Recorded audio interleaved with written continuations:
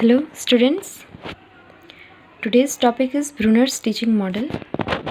मैं तारा महातो assistant professor जामनीकांत BEd college. आज का टॉपिक जो है हमारा ब्रूनर का थ्योरी है मीनिंगफुल लर्निंग के लिए, यानी सार्थक शिक्षण के लिए, यानी एक इस प्रकार की शिक्षा जिसमें हम शिक्षार्थी को जो कार्य सिखाना चाहते हैं, जो ज्ञान देना चाहते हैं, वह सही अर्थों में उनके लिए यूज़फुल हो सके। तो उनके थ्योरी के अनुसार सीखने का जो प्रक्रिया है ये एक सक्रिय प्रक्रिया है, यानी एक्टिव प्रोसेस है, और इसमें बच्चा जो है या लर्नर जो है वो नए कॉन्सेप्ट और नए आइडियाज़ को तभी सीख पाता है जब उसके पास प्रीवियस नॉलेज हो या उसके पास कुछ ज्ञान पहले से मौजूद हो। या हम ऐसा कह सकते हैं कि जो उसके पास नॉलेज है उस नॉलेज के अनुसार ही वह न्यू कॉन्सेप्ट्स या न्यू आइडियाज़ को कैरी कर पाता है। मोटिवेशन के लिए ब्रूनर्स थ्योरी यह कहता है कि किसी भी स्टूडेंट्स को हम तभी मोटिवेट कर पाते हैं जब हमारा जो सब्जेक्ट मैटर है वो इंटरेस्टिंग हो, यानी जो पाठ्य वस्तु हो वो इंटरेस्टिंग हो। हम अगर रैंक और ग्रेड्स दे करके किसी को मोटिवेट करना चाहते हैं तो वह कुछ समय के लिए हो सकता है, लेकिन अगर हमारा सब्जेक्ट मैटर यानी अगर हमारा कंटेंट ज़्यादा इंटरेस्टिंग होगा तो वह ज़्यादा समय के लिए मोटिवेट होंगे। इसी तरह क्लासरूम लर्निंग के लिए ब्रूनर का कहना था कि जो सब्जेक्ट मैटर है वो छोटे छोटे तथ्यों से सिखाना चाहिए, या हम ऐसा कर सकते हैं कि सरल चीज़ों का ज्ञान, सरल जो कॉन्सेप्ट होते हैं, अवधारणाएं होती हैं, पहले हमें उन्हें बताना चाहिए।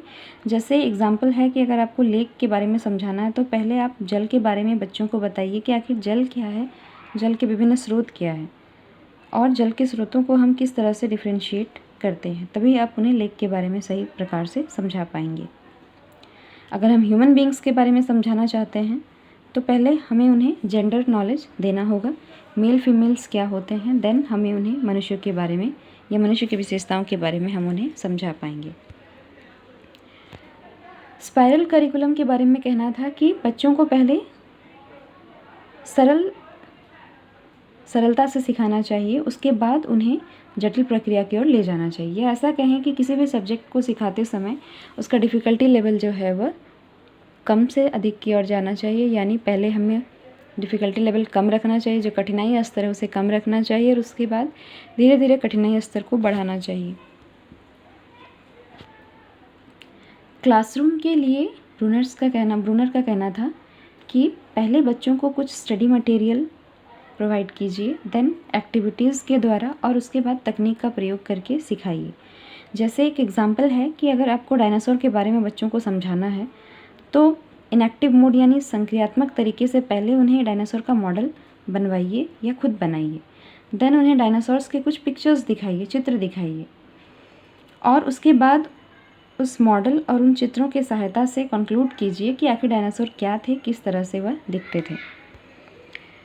तो 3 लर्निंग मोड्स हैं। पहला इनएक्टिव, जिसमें मूवमेंट या एक्शंस या गतिविधियों से बच्चा सीखता है।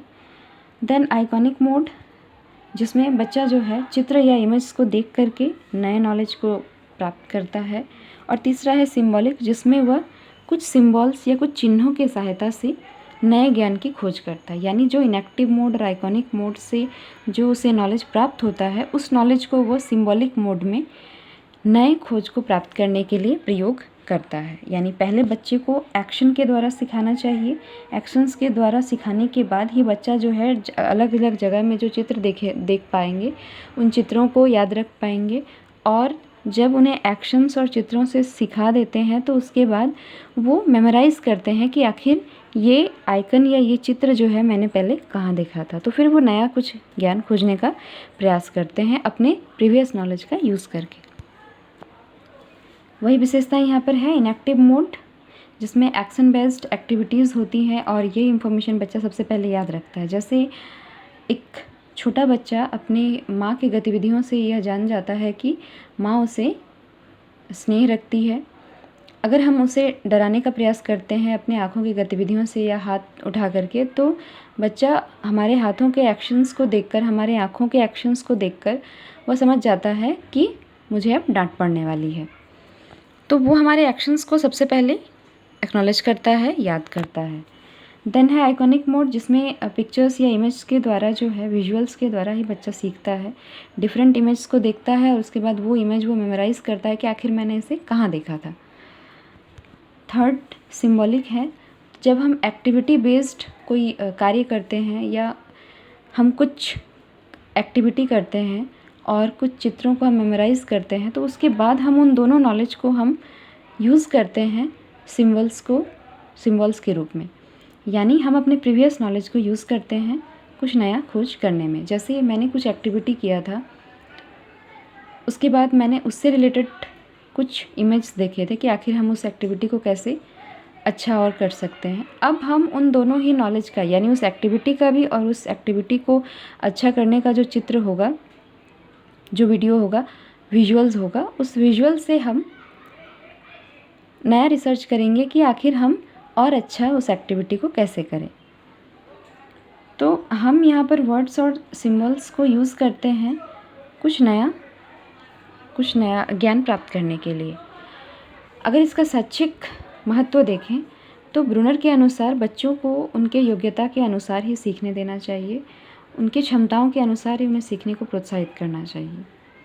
एक शिक्षक को हमेशा अवधारणाओं को या विभिन्न कॉन्सेप्ट्स को सरल बनाने का प्रयास करना चाहिए और उन्हें प्रीवियस नॉलेज से जोड़कर उन्हें बताना चाहिए।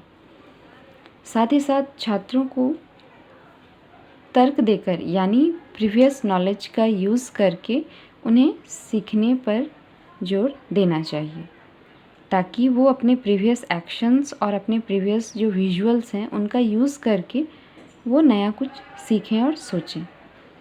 लास्ट में है कि बच्चों को हम एक्टिव करके ही मोटिवेट कर सकते हैं। जब तक वह एक्टिव होकर नहीं सीखेंगे, यानी सक्रिय रह के कक्षा में नहीं रहेंगे, तब तक बच्चे को आप सीखने के लिए मोटिवेट नहीं कर सकते हैं। आप शांत बच्चों को कुछ नया नहीं सिखा सकते हैं। बच्चे जब तक शिक्षण अधिगम प्रक्रिया में खुद भाग नहीं लेंगे, चाहे वह सुझाव देने में हो, चाहे वह अपनी बात कहने में हो, चाहे अपने डाउट्स पूछने में हो, जब तक वह सक्रिय रूप से कक्षा में भाग नहीं लेंगे, तब तक बच्चे जो हैं वह सीखने के लिए प्रेरित नहीं होंगे। यानी ब्रूनर के अनुसार शिक्षण प्रक्रिया जो है वह 3 गतिविधियों से होती है: सक्रिय रह के, चित्र को देख करके और अपने प्रीवियस नॉलेज का यूज़ करके। यही ब्रूनर्स थ्योरी था। आई होप आप सबको समझ में आया होगा। Thank you.